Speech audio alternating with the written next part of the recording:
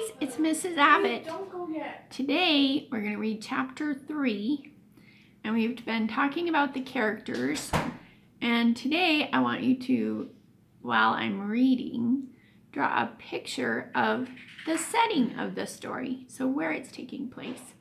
This is kind of fun to do, and it'll help you visualize the story as I'm reading it. But then also, if you want to get a little extra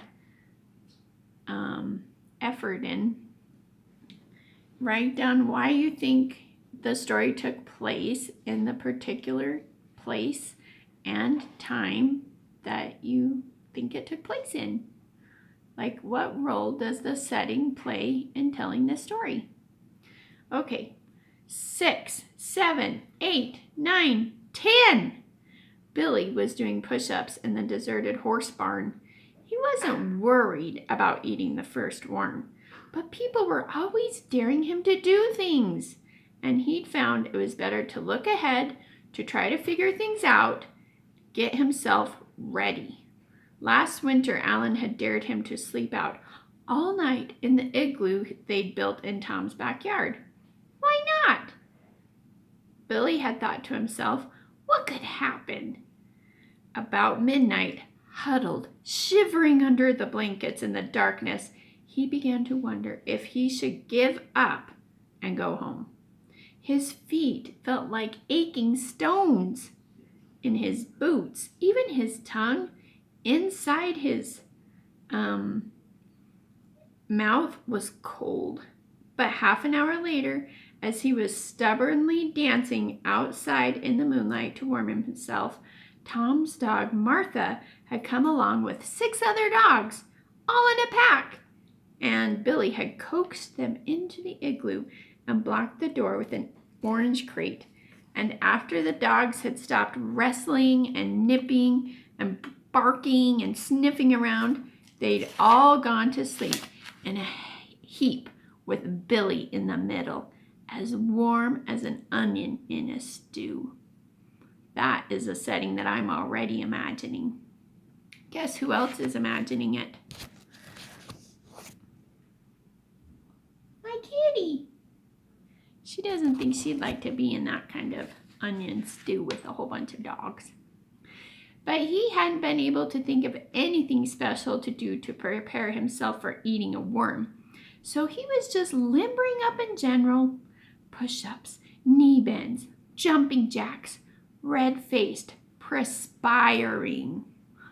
I wonder what the word perspiring means. I know that it happens when you're doing lots of hard exercise. You can tell me what you think perspiring means in the comments by using the context clues. Nearby, on an orange crate, he'd set out bottles of ketchup and Worcestershire sauce, jars of piccalilli and mustard, a box of crackers, salt and pepper shakers, a lemon, a slice of cheese, his mother's tin cinnamon and sugar shaker, a box of Kleenex, a jar of maraschino cherries, some horseradish, and a plastic honey bear. Tom's head appeared around the door. Ready?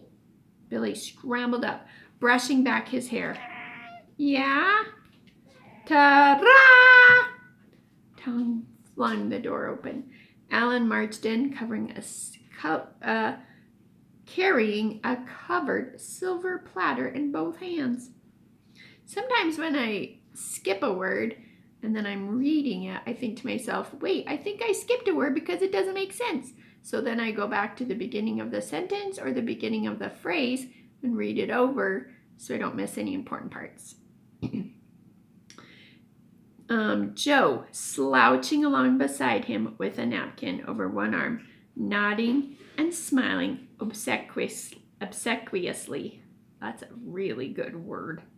Tom dragged another orange crate over beside the first.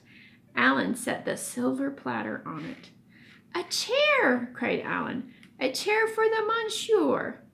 Come on, said Billy. Cut out the clowning.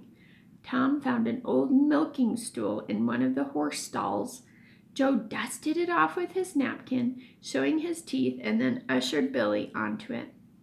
Ladies and gentlemen, shouted Alan, I present my masterpiece, Vroom a la mode. He swept the cover off the platter. Ah, cried Billy, recoiling. So recoiling is something you do when you see something disgusting. I wonder what that would be. There were a lot of good words today. We had obsequious, which a lot of grown-ups don't know. Recoiling. And then the first one, which was, what was the first one? Perspiring. So those are 3 good words that you can use your context clues with. Do your best. Post it on the comments if you can, and we'll see how close we get. We'll see you tomorrow. Bye.